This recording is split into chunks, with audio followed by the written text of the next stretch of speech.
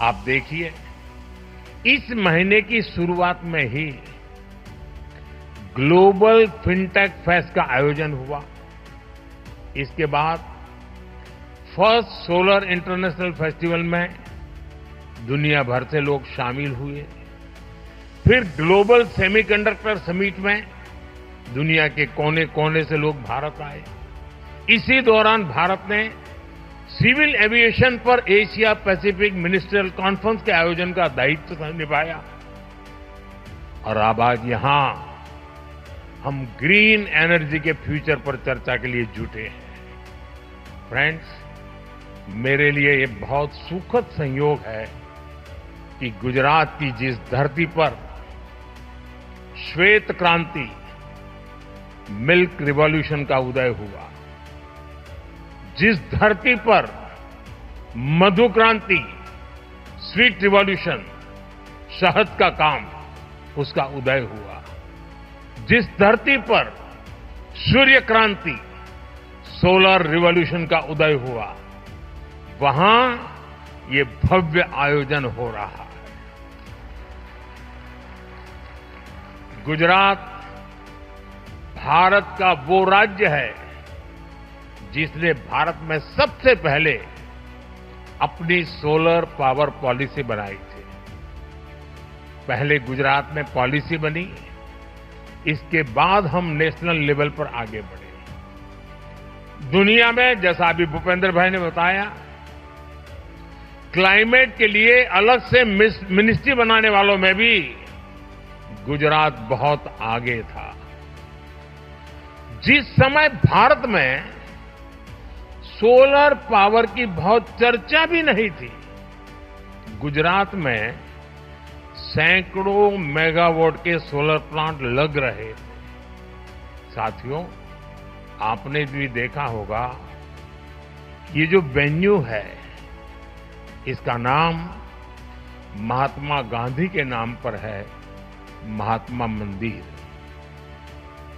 जब दुनिया में क्लाइमेट चैलेंज का विषय उभरा भी नहीं था, तब महात्मा गांधी ने दुनिया को सचेत किया था। और महात्मा गांधी का जीवन देखेंगे तो मिनिमम कार्बन फुटप्रिंट वाला जीवन था।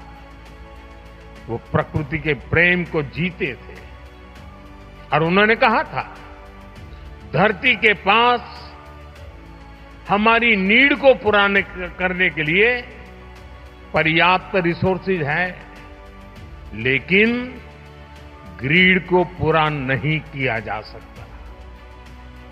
महात्मा गांधी का ये विजन भारत की महान परंपरा से निकला है। हमारे लिए ग्रीन फ्यूचर, नेट जीरो, ये कोई फैंसी वर्ड्स नहीं है। ये भारत की जरूरत है, ये भारत का कमिटमेंट है, भारत की हर राज्य सरकार का कमिटमेंट है। एक डेवलपिंग इकोनॉमी के नाते हमारे पास भी इन कमिटमेंट से बाहर रहने का जायज बहाना था। हम दुनिया को कह सकते थे कि विश्व को तबाह करने में हमारी कोई भूमिका नहीं है, लेकिन हमने ऐसा कर हाथ ऊपर नहीं किए।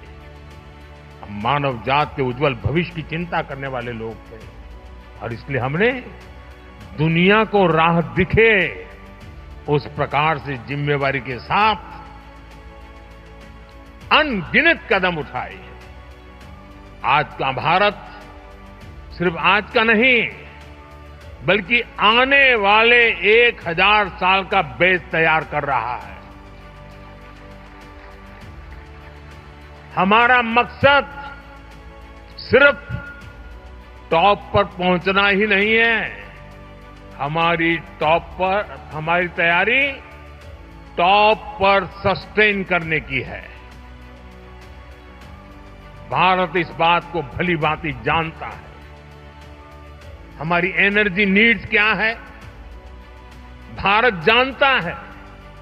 2047 तक डेवलप्ड नेशन बनाने के लिए हमारी रिक्वायरमेंट क्या है, और हम ये भी जानते हैं कि हमारे पास अपने ऑयल और गैस के भंडार नहीं है। हम एनर्जी इंडिपेंडेंट नहीं है, और इसलिए हमने solar power, wind power, nuclear और हाइड्रो पावर के दम पर अपने फ्यूचर को बिल्ड करने का फैसला लिया है।